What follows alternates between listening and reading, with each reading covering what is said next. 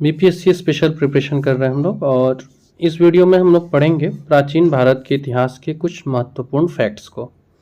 दो वीडियो है, एक ये वीडियो और एक कल मॉर्निंग में अपलोड होगा। यानी अभी आने वाले जो दो वीडियो हैं दोनों बहुत इंपॉर्टेंट होने जा रहे हैं आपके एग्जाम की दृष्टि से। स्टेट पीसीएस, यूपीएससी इस तरह के एग्जाम का प्रिपरेशन कर रहे हैं, चैनल पर आए पहली बार सब्सक्राइब कर लीजिएगा। अगर आप रुचि रखते हैं भारत के इतिहास को जानने का तो उस दृष्टि से भी बहुत इम्पोर्टेंट वीडियो है ये। और जो एस्पायरेंट्स है, जो किसी परीक्षा की तैयारी कर रही है, उनको इस वीडियो में तकरीबन ये जो दोनों वीडियो आएगा मिला के इसमें 500 प्लस फैक्ट्स मिलेंगे, जिसमें से कुछ फैक्ट्स से बने क्वेश्चन आपको एग्जाम में भी देखने को मिलेंगे। तो चैनल को अगर आप पहली बार आए हैं सब्सक्राइब कर लीजिएगा। सभी परीक्षा के लिए इंपॉर्टेंट होने जा रहे हैं फैक्ट। वीडियो अच्छा लगे तो लाइक जरूर कीजिएगा और शेयर कीजिएगा। स्टार्ट करते हैं हम लोग सिंधु घाटी सभ्यता से। सबसे पहले आता है एक सामान्य सा प्रश्न है जो पूछा जाता है, इतिहास का पिता किसे कहते हैं? तो इतिहास का पिता कहा जाता है हेरोडोटस को।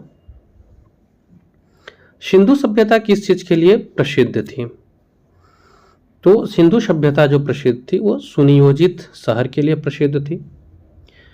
सिंधु सभ्यता के लोगों का व्यवसाय क्या था, मीन्स मुख्य पेशा क्या था? तो ये कृषि था।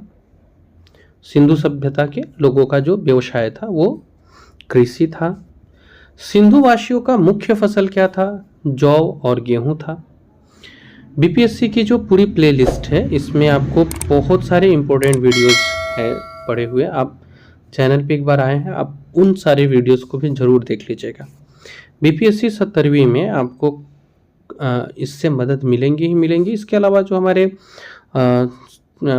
टीचर के लिए बीपीएससी टीआरई 4 जो आने वाला है इसके लिए भी बहुत इंपॉर्टेंट होगा ये कड़ी। ये जो पूरा प्लेलिस्ट है ये बिहार से जुड़े सारे एग्जाम के लिए बहुत इंपॉर्टेंट प्लेलिस्ट में जो जितने भी वीडियो है सारे बहुत इंपॉर्टेंट होने वाले हैं। आज हम लोग प्राचीन भारत को देख रहे हैं। प्राचीन भारत में हम लोगों ने शुरू किया सिंधु सभ्यता से। सिंधु सभ्यता का जो सबसे पूर्वी और सबसे पश्चिमी पूरा स्थल, ये कई बार एग्जाम में पूछ लिया जाता है। जनरली जो सिंधु सभ्यता का विस्तार रहा वो पश्चिमी पूरा स्थल में रहा, लेकिन ये पूरब में आलमगीरपुर जो कि उत्तर प्रदेश में है यहाँ तक था, पश्चिम में सुतकांगेडोर बलूचिस्तान तक था। ऐसा नहीं कि हम लोग केवल फैक्ट के ऊपर ही बेस्ड कर रहे हैं, चीज़ों को समझाने का भी प्रयास किया गया है, उसकी भी वीडियो डाली गई है। जैसे अक्षांश और दशांतर रेखा में बहुत ज़्यादा दिक्कतें आती हैं ज्योग्राफी एस्पायरेंट्स को, उसको बहुत अच्छी तरह से समझाई गई है, आपको इसके ठीक पहले वाले वीडियो में मिलेगा। तो ये पूरे प्लेलिस्ट में ना केवल फैक्ट्स ही नहीं है, वो जो इम्पोर्टेंट चीज़ें हैं या जो जटिल विषय है उससे भी काफ़ी आसानी से समझाने का प्रयास किया गया है। सो ओवरऑल काफ़ी हेल्पफुल होने वाला है। सिंधु सभ्यता का उत्तरी और दक्षिणी पूरा स्थल कौन सा है? तो उत्तरी पूछेगा तो ये मांदा है जो कि जम्मू कश्मीर के अखनूर में है। दक्षिणी में अहमदनगर का दाइमाबाद है, महाराष्ट्र में है ये। हड़प्पा सभ्यता के बारे में सबसे पहले जानकारी किसने दिया था? तो ये होगा चार्ल्स मैसन ने दिया था 1826 ईस्वी में। जबकि मोहनजोदड़ो और हड़प्पा की जो पुरातात्विक खुदाई हुई थी इसके प्रभारी थे सर जॉन मार्शल। मोहनजोदड़ो और हड़प्पा की जो पुरातात्विक खुदाई हुई थी उसके जो लीडर कह सकते हैं, प्रभारी कह सकते हैं, जॉन मार्शल थे। हड़प्पा की जो सभ्यता थी वो कांस्य युगीन थी और इस सभ्यता यानी हड़प्पा को ही सिंधु सभ्यता भी कहा जाता है। सिंधु सभ्यता की जो लिपि थी वो चित्रात्मक थी, चित्र वगैरह बना करके, और उस लिपि में ये लोग बातें करते थे। ये भी याद रखिएगा कि अभी तक सिंधु सभ्यता की जो लिपि है उसको ठीक से पढ़ा नहीं गया है। तो सिंधु सभ्यता की जो लिपि है वो चित्रात्मक है। मिस्र के राजा क्या कहलाते थे? तो ये फराओ कहलाते थे। अब जो लिपि है अभी तक इसे पढ़ा नहीं जा सका है, इसीलिए इसको आद्य ऐतिहासिक काल में रखते हैं।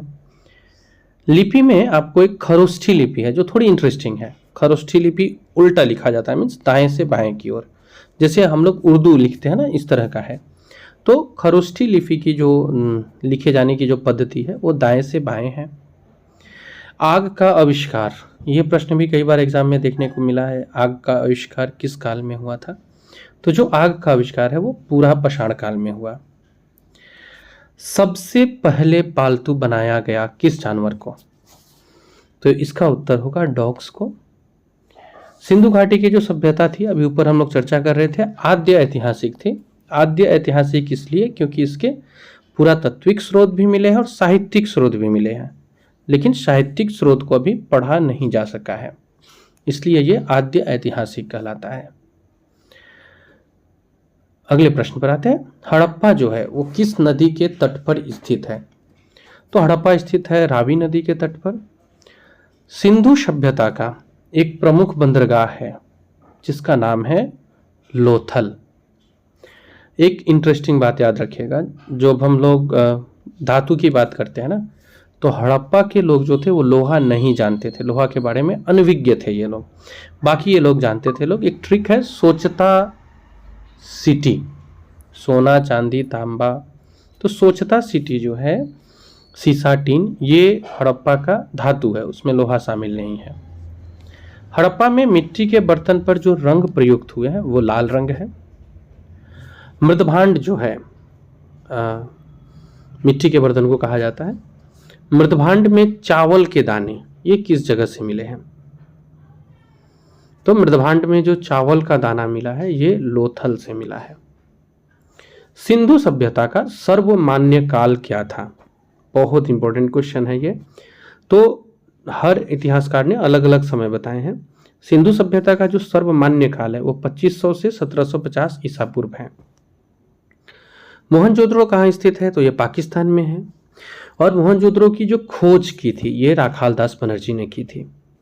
आप ये याद रखिएगा, ये जो फर्स्ट पार्ट का वीडियो हम लोग कवर कर रहे हैं ना, इसमें हम लोग बहुत बेसिक लेवल के प्रश्न को कर रहे हैं। अगला वीडियो जो कल मॉर्निंग में संभवतः आएगा, वो वीडियो आपको प्राचीन भारत के कुछ थोड़े से डीपली और स्टैंडर्ड क्वेश्चंस आपके समक्ष रखेगा।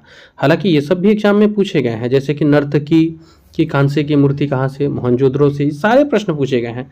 लेकिन इससे भी थोड़ा डीपली और बेहतर क्वेश्चन आपको सेकेंड पार्ट में मिलने वाला है। सिंधु सभ्यता की सबसे बड़ी इमारत कौन सी है? मोहनजोदड़ो से प्राप्त अन्नागार है। मोहनजोदड़ो से प्राप्त प्रमुख स्मारक क्या है? तो ये वृहत स्नानागार है। मेसोपोटामिया, जिसका आधुनिक नाम इराक है, मेसोपोटामिया का जो हड़प्पा की खुदाई हुई थी किसने की थी? दयाराम साहनी के नेतृत्व में हुई थी। यहाँ क्वेश्चन में कुछ मिस्टेक है, बस ये आप जान लीजिए, हड़प्पा की जो खुदाई हुई है वो दयाराम साहनी के नेतृत्व में 1921 में हुई है। सिंधु घाटी के लोगों ने किनकी पूजा की? तो ये मातृ देवी की पूजा करते हैं। मूर्ति भी बरामद हुई है मातृ देवी की। सो नेक्स्ट जो वीडियो 30 मिनट्स का आएगा बहुत इंटरेस्टिंग होने जा रहा है। ये हमारा सेकेंड टॉपिक है वेद पुराण और उपनिषद। इसके कुछ बेसिक क्वेश्चंस देख लेते हैं, फिर हम लोग अगला जो वीडियो होगा उसमें पीसीएस लेवल्स के, यूपीएससी लेवल्स के प्रश्नों को करेंगे। पुराणों की संख्या 18 रही है और इसकी रचना हुई है गुप्त काल में। सबसे प्राचीन पुराण अगर पूछता है तो ये मत्स्य पुराण है। पुराणों के रचयिता लोमहर्षा एवं उग्रश्रवा ऋषि रहे हैं। वेद और वेदांग की संख्या की बात की जाए तो वेद 4 है जबकि वेदांग की संख्या 6 है। उपनिषदों की संख्या की बात की जाए तो ये 108 है, प्रमाणिक 13 है। ठीक है, वेद 4 है, ऋग्वेद, सामवेद, यजुर्वेद, अथर्ववेद। अब सबसे पुराना ऋग्वेद है, सबसे नया अथर्ववेद है, ये तो हम लोग समझते हैं। वेदांगों की संख्या 6 है। उपनिषद की बात की जाए तो 108 है जिसमें प्रमाणिक 13 है। पुराणों का अध्ययन करने वाला पहला मुसलमान कौन था? तो ये अल-बरूनी है। अल-बरूनी ने पुराणों का अध्ययन किया था। उपनिषद किस चीज का विषय वस्तु है? तो उपनिषद जो है वो दर्शन के बारे में बात करता है, दर्शन का विषय वस्तु है। ब्राह्मण किस चीज से संबंधित है? ब्राह्मण कर्मकांड से संबंधित है।